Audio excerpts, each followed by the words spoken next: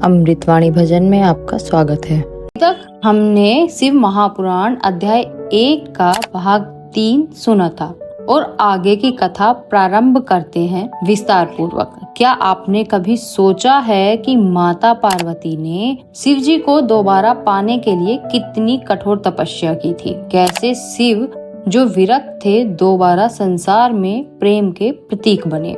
तो चलिए सावन के इस पावन अवसर पर सुनते हैं शिव महापुराण अध्याय 1 का भाग 4 की दिव्य कथा, जहां होता है पार्वती जी का जन्म, उनका तप, शिव जी की परीक्षा और फिर परम पवित्र शिव पार्वती विवाह। पार्वती जी का दिव्य नाम सती के शरीर त्याग के बाद शिव जी ध्यान में लीन हो गए। तब संसार की उन्नति और संतुलन हेतु देवताओं ने विष्णु जी से उपाय पूछा। विष्णु जी बोले, सती जी पुनः जन्म लेंगी और पुनः शिव से विवाह करेंगी। इस प्रकार हिमालय और मैना देवी के घर पार्वती जी का जन्म हुआ। बचपन से ही पार्वती को शिव जी के चित्रों और कथाओं से गहरा लगाव था। बाल्यावस्था से ही पार्वती ने शिव जी की सेवा का संकल्प लिया। जब नारद मुनि ने उन्हें बताया कि आप ही सती का पुनः जन्म है, तब पार्वती जी ने कठोर तप आरंभ किया। 100 वर्षों तक केवल फलाहार, फिर 100 वर्षों तक केवल सूखे पत्ते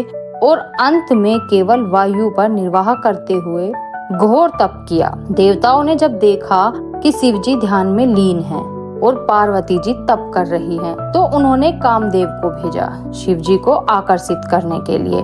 कामदेव ने अपनी शक्ति से वसंत ऋतु का आह्वान किया, पुष्प वर्षा की और प्रेम का वातावरण रचा। लेकिन शिव जी ने तप भंग होने पर नेत्र खोलते ही कामदेव को भस्म कर दिया। शिव जी स्वयं एक साधु का रूप धरकर पार्वती जी के पास पहुँचे।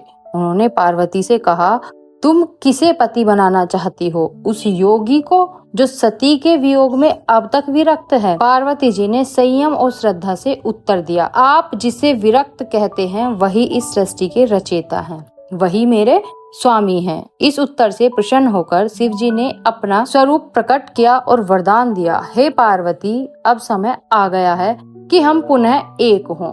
हिमालय और मैना के घर आकर शिव जी ने विधि पूर्वक विवाह प्रस्ताव भेजा। समस्त देवता, ऋषि, गंधर्व, यक्ष, नाग सभी बाराती बने। शिव जी ने अपने गणों सहित विचित्र वेश में बारात निकाली। कपाल, सर्प, भस्म, गज चर्म यह देख माता मैना भयभीत हो गई, परंतु पार्वती जी अडिग थी। शिव पार्वती का विवाह हिमालय की गुफाओं में संपन्न हुआ और तीनों लोकों में आनंद छा गया। तो भक्तों, यह थी शिव महापुराण की वह अनुपम कथा जहां प्रेम, तप, भक्ति और शिव तत्व एक ही सूत्र में बंध गए। शिव और शक्ति के पुनः मिलन की यह अमर कथा आज भी हर साधक को यह सिखाती है, सच्ची भक्ति और संयम से शिव स्वयं अपने भक्त के सामने प्रकट होते हैं। अगर आप इस कथा को श्रवण कर भाव विभोर हैं, तो अगले भाग का इंतजार कीजिए, जहां शिव पार्वती के विवाह के बाद पुत्र गणेश और कार्तिकेय की उत्पत्ति